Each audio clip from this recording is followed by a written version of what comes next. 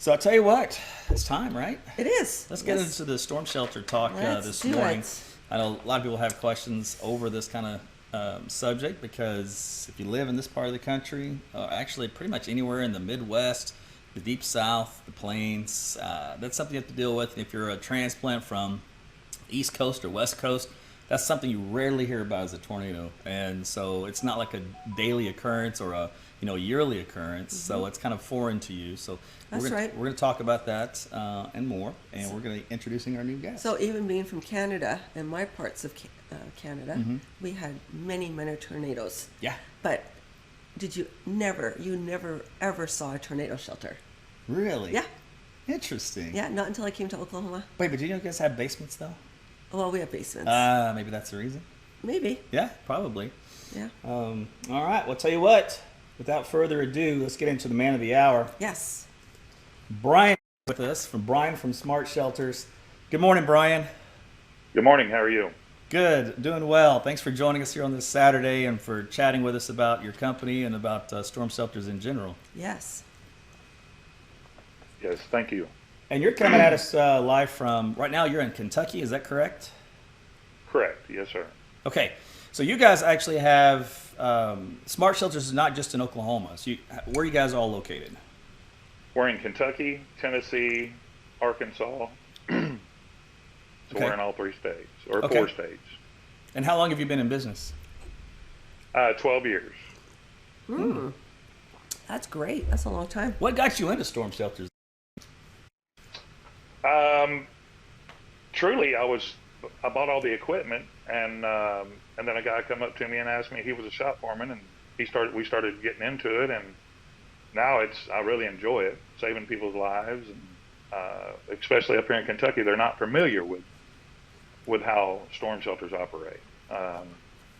So it's a very exciting job, saving people's lives, helping people, educating people on how storm shelters work. Right. Absolutely. That's so true. Well, I like what he said. It's about saving lives, right? That's right. So There's not many companies or industries geared toward just saving lives. You know, it's a neat place to be. You're doing a great thing, for the public. So, and it's I can understand. Well, you can relate. I can relate You can relate being, for what I do just- yeah. outside of the realtor world, of course. That's right. So tell me this. Can a storm shelter be installed in a home that's already been built? Yes. So we come in with a wet saw. We cut the concrete, dig it out, and install it, completely encase it in concrete. So has no bearing effect on structure of the house. The garage is always poured separate than your foundation, so it won't give you any foundation problems. And a lot of people don't know that. And that's something that is nice to know, that it won't give any bearing structure damage or anything like that. Absolutely. I think a lot of folks worry about that. Absolutely. Yeah, for sure. Oh yeah, I'm going to put up some pictures here while you talk about this kind of stuff, so I can get an idea as to the process. Yeah. It's actually really cool. So there's the where you're taking the Backhoe. Bobcat backhoe and just digging the section right out of the corner of the garage there, where one of the bays would be. Yes. Yeah, absolutely. So what are the different types of storm shelters that you guys offer? So we offer 4 different styles. Okay. We've got a 3x6, a 3x8, a 4x8, and a 5x8. All of Okay. them can go in a garage. Ideally, we put them 12 to 18 inches inside a garage door, pull a car over it. So if the house collapses, the car catches everything, and you only have a foot to fight out of to get to freedom. Oh. Right. And these are some of the pictures that you're... Right, they do a good finish on the work. Yeah, I see you absolutely. add carpet to the steps so you don't slip. Yes, sir. And it has carpeted benches. Nice. Oh, look at that. So it's a good space saver going under the slab of the Right. foundation for the garage then. Looks It very is. simple. Doesn't tie up any space. And I we like used a that. Corvette in the picture to show that that's the lowest car that you can still get in the shelter, even with the lowest car. Sure. So you don't have to Ah. pull your You don't have to pull your vehicle out. Um, you just pull it up about a foot and go Okay. under it afterward. That makes sense. Okay. So, what are the storm shelters rated? Can it withstand an EF5? Yes, it can withstand an EF5. We have Texas Tech um, testing and everything done. We have plenty of testimonials that in Moore, Oklahoma, we had about 400 shelters in the path, and nobody was injured, nobody was hurt, Okay. and everybody survived. Wow. That's really good. Yeah, trust me. Oh, Woo! That's a big one. Anytime you get those big tornadoes, man, it's whew, yeah. You definitely want Yes. some shelter of some kind. absolutely you When they do do. come through. So, how many? Do you have any idea of how many of your storm shelters have been hit by a tornado by chance? We've got about 2,000 that has been affected by a tornado, even an EF5.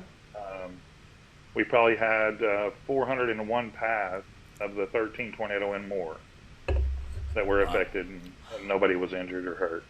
Oh, phew.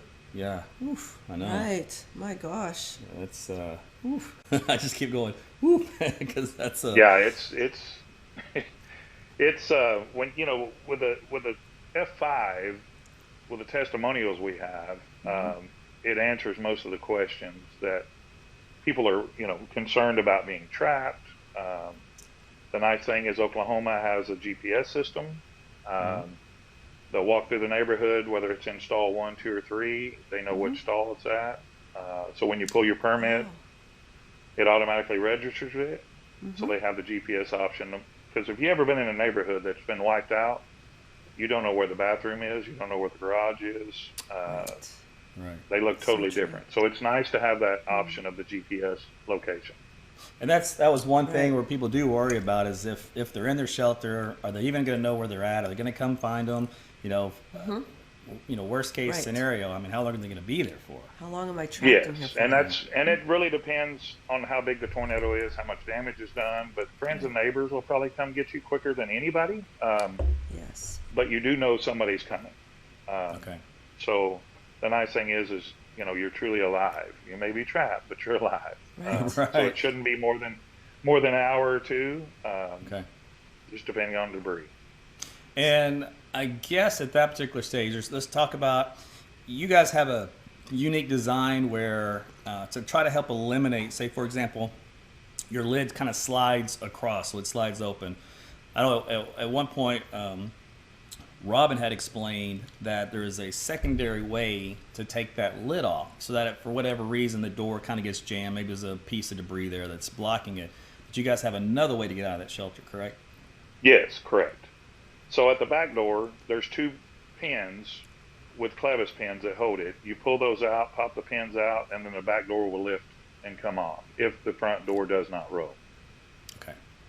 Excellent. So it does make it easier to get out if the front door doesn't slide back and forth with debris laying on it. Okay. And the front door being the top door?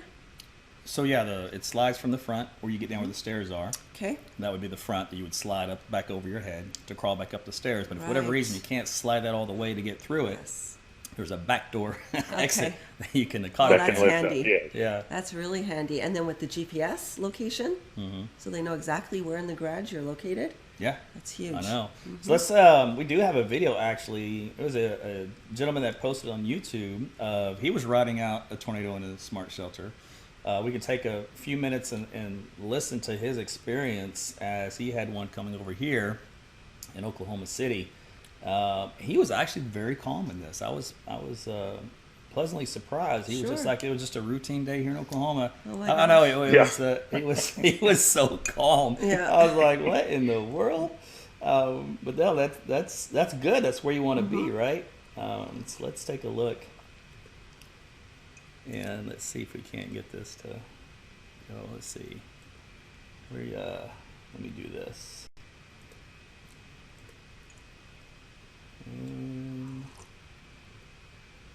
Let's see here. Here we go. Okay. I know with YouTube, always wants to play the next video and versus the one that you're on. So let's see.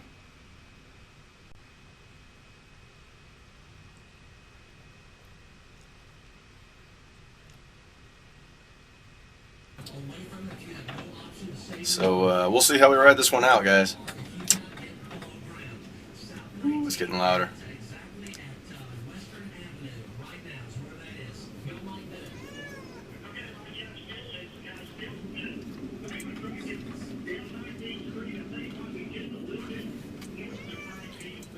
Got Cooper down here and the two kitties. So he's got a couple of cats with him. And a dog. He's got the. You can hear Sounds the like TV it's in the getting closer. background. And he's describing the sound he's hearing Yep. as it moves in. So he's in his smart shelter right now. So you see, there's plenty of room. He's calm, cool, and collected. And he's got a fan in there, I think, and a light. Yeah. So a lot of times you'll put a fan in there just for airflow. You know, just kind of help the anxiety. You know, Probably gonna lose power You're gonna have here in a plenty of second. oxygen, but and a light. Oop, I can feel the air pressure changing my ears pop. It could be a battery powered, or you could run a cord to it if you wanted. Yeah, we're getting hit here, guys. So he's at that realization that it's coming. We are gonna lose You can power. start to hear debris Debris, yeah. kind of hitting the top of Ooh, damn. his house. Cats aren't like it. No.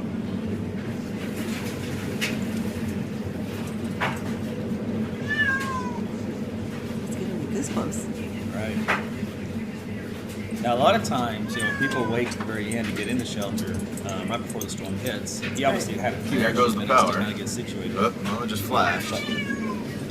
But the storm itself usually doesn't last that long. It's only for a couple of minutes.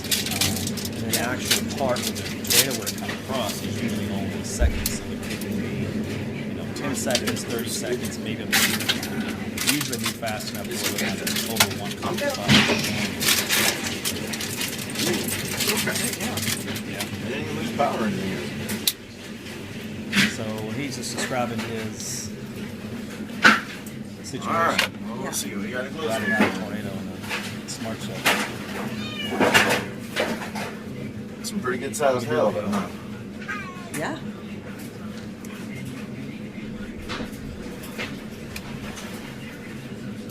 All right, power's going in and out again.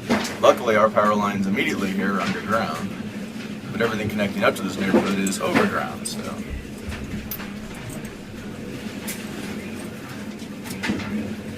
So he was It's okay. a great example Yeah. It's okay. of just take a deep breath, It's okay. rest your family assured. They're safe. He's safe. They're in this well protected space as a tornado is going through his Where's neighborhood. And that's what you got to do. So that was a really neat way to visualize that situation to be in. Definitely And, hear that air pressure going in and out. Just the feeling, the sounds. Yeah. I know a lot of you're going to have anxiety in that case, but Brian does a good job at building a system that's going to kind of protect you from that danger. Right. Absolutely. So tell us, what is a safer for a storm shelter? Is it safer to be in a garage or outdoors? They're both safe. If you have a garage, it's more convenient, so you don't have to go to the exposed weather. Okay. But if you don't have a garage, the outdoor is a great, an option. The nice thing is in a garage, you can set up lawn chairs, sit there, open the garage up, see it coming, and you can get in, and you're not, going out to the exposed weather of rain, hail, Right. things like that. But Correct. if you have a garage, that's a better option. If you don't, then outdoor is just as safe. It's just you're going to be exposed to the weather. Yeah, I always kind of look at that as like a personal preference. If you do go out, you got to risk some hailstones. If you're a little late to the party, you're like procrastinating. Yes, and we all procrastinate. Yeah, Right. you do. Well, I'm surprised. I see a lot more storm shelters in garages while I'm showing homes than I do outside. Very Yeah. rare. Yeah, it's true. It's easy, it's convenient. Yeah. It's like this double feeling of you're double protected, right? You're still inside your home, and now you're in another safe space. Yeah, absolutely. Tell us about like the company. There are several tornado companies that have been in and out of this whole space. Some of them fly by night. I've seen several of them go under. What makes, what sets you guys apart Right. maybe in that industry from other storm companies? Well, so we have a patent on our door locking system. It's it's a triple locking door, so we put a patent on it. We never try to outgrow ourselves. We try to handle what we can in a timely manner and not try to book ourselves, a year out, which happened back in 13 because every storm shelter was, company was booked year and a half. Okay. And then that affects you as well. As long as you do all your drawings, you have engineered drawings on all your shelters. As long as you install due to the engineered drawings, none will float. You won't have any issues. We've had a lot of companies that had floating shelters. We've never had one float, thank goodness. But we do apply by the engineered drawing. So you have to produce an engineered drawing to the city in order to pull permits. Okay. What's the time frame? From Depending on the tornadoes and right now we're probably 2 to 3 weeks out. It's depending on if we get a bad tornado, everybody, of course, we're all procrastinators. We wait till the last right. minute. Absolutely. And then it could go from we were back in 13 we were booking every hour a month out. Oh, wow. Oh, wow. We were installing 20 a day, 6 days a week. Oh my gosh. Okay. So it can definitely be So feast or famine in that industry. It can. When tornadoes it's, happen. Yeah. We try to encourage everybody during non-tornado seasons, definitely Right. the time to get it, because everybody is going to be so backed up during tornado season. So, Right. Right. but we can accommodate both. It's just a little longer wait time. Okay. So I call you up and I say, okay, I want to get a storm shelter. You come, you assess. And then from that point, what's the process? How long would it take?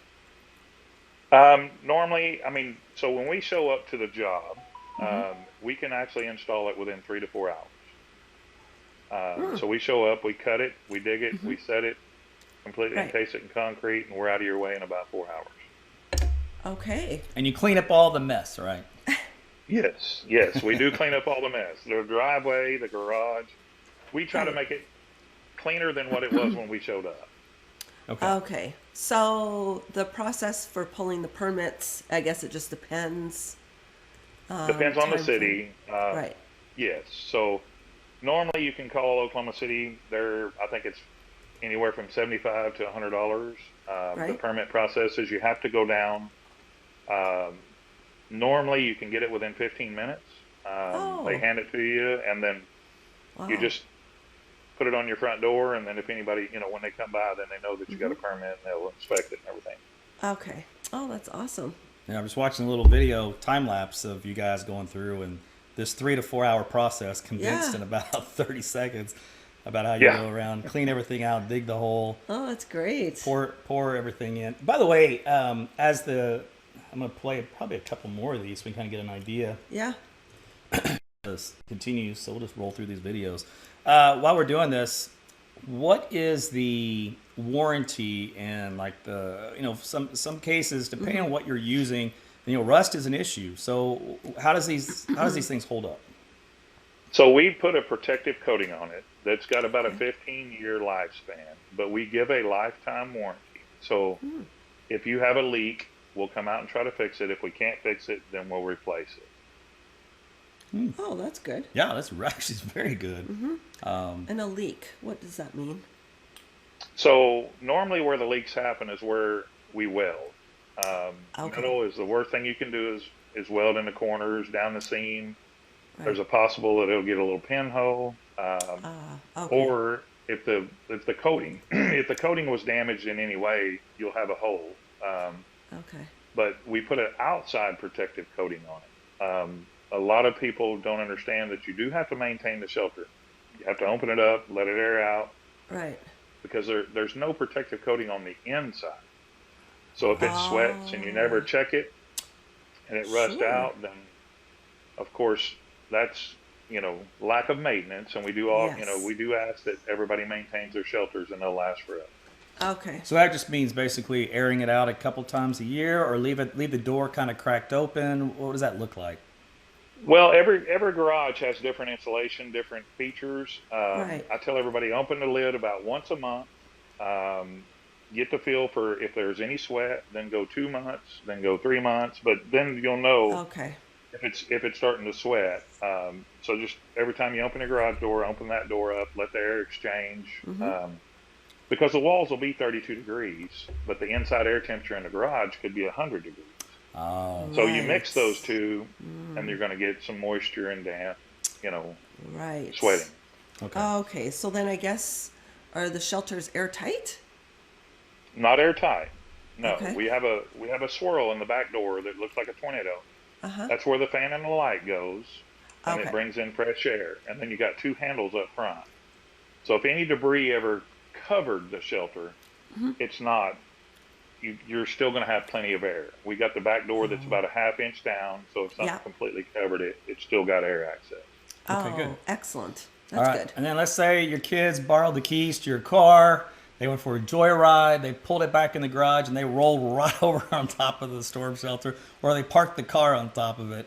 Is that going to damage You it? can, well, you can actually drive over it.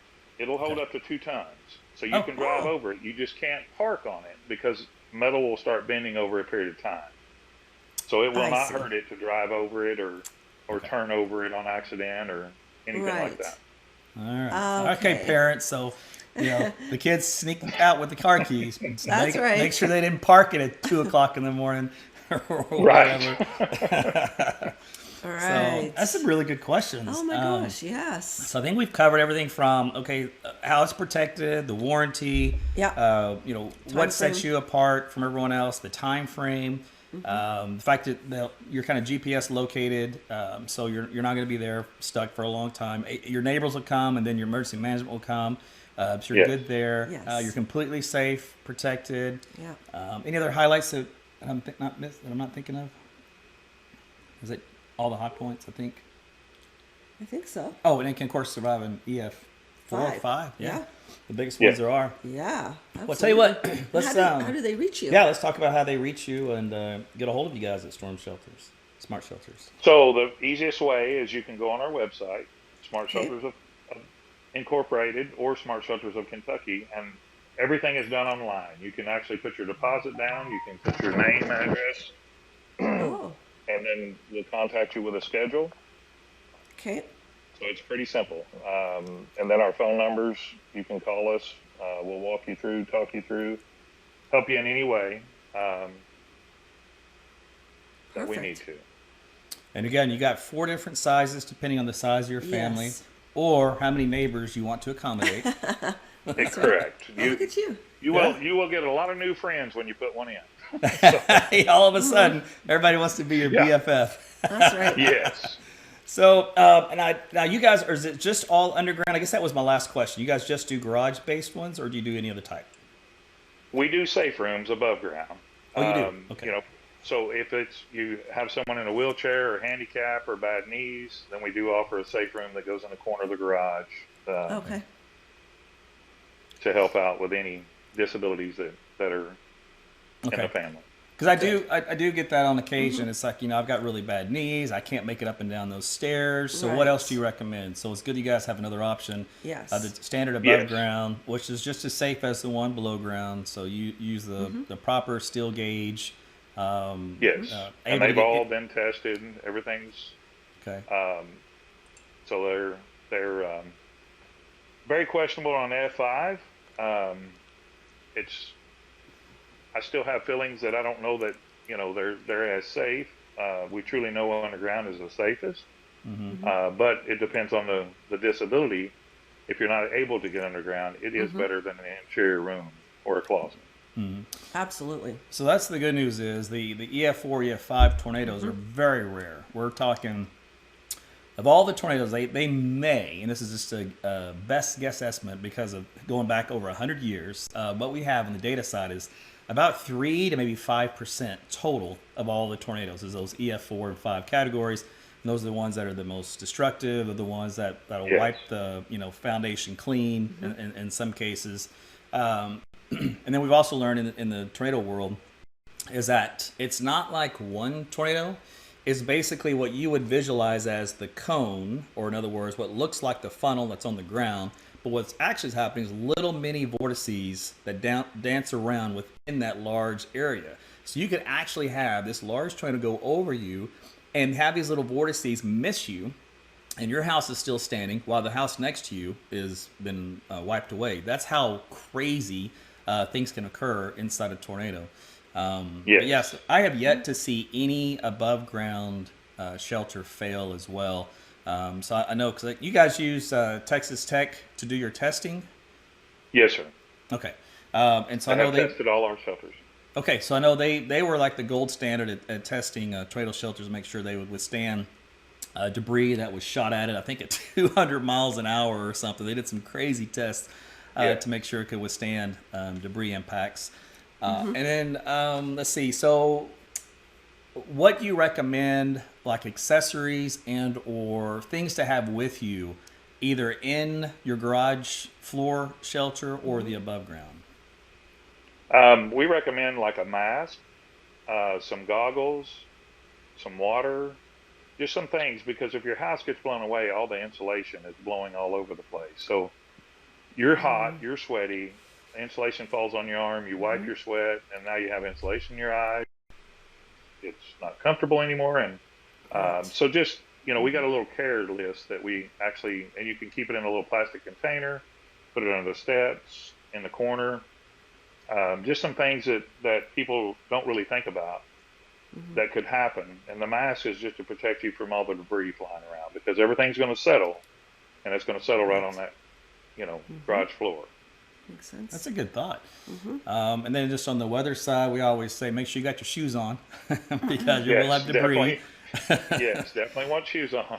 Yeah, and then a little fan. You can get a battery-powered fan. And I know in some cases, here's a question that we did not discuss, so this is probably my last one for you. You get many questions about their signal. In other words, their cell phone signal when they're down inside the shelter with the lid closed. Does that affect it? And if so, do you guys kind of recommend a repeater, a Wi-Fi, some home network closer by to help piggyback your signal? Is that an issue or? Well, so if your signal works standing in your garage, your signal will work in the shelter. Okay. Okay. But normally when a tornado hits, no signal is available whether you're out of the shelter or in it. Right. But yes, as long as you have signal standing in front of your house or in the garage, you will have signal in the shelter. Okay. Okay. Well, there you go. That's good. And just on the weather side of things, like when people ask me this, and because a lot of times they go in the shelter and they're watching me on AT's weather on their phones or their tablets, and they're usually using their Wi-Fi. And sometimes when they go down those shelters, that signal gets a little sketchy. And I say, well, just put a little repeater outside the garage, and that way, at least until you lose power, right, you'll be able to have a Wi-Fi connection to watch the coverage as that tornado is approaching, and we're able to do it typically now. If it's close enough to a radar source, we can do it street by street. I mean, so you'll know if exactly if it's going to be in your neighborhood or not. We get pretty exact sometimes these days, depending on the situation. Sure. So you can kind of keep tabs on that, up until the point you don't have power. Then you'll at least switch over to cell phone after that, unless that tower goes down or gets overloaded, which can sometimes happen during storms. Yes, we have seen the towers get overloaded. Okay. All right. Well, hey, Brian. Yeah. This has been great. Yeah. I appreciate your time this morning. Thanks. Thank you so much. Yeah, thanks for talking to us about smart shelters. And I would say take a deep breath because we still got a lot of spring to go, so I'm sure you'll get a lot of orders in. Yes. But give us your number real quick. They can reach out to you direct to get the process going if they're website challenge, for example. So it's a pretty easy phone number. It's 405-41-STORM. Oh, okay. 405-41-STORM. Got it. Yeah, love it. So you guys give Brian a call and tell him you saw him on Team Total Realty. That's right. Yeah. So we're excited. Appreciate you guys your time tonight and for what you guys do for the community. So thanks again, Brian. Yes, thank you all very much. Thank you. All right. Hey, that was good. Another good interview. Oh my gosh. I love these yes, topics. I do.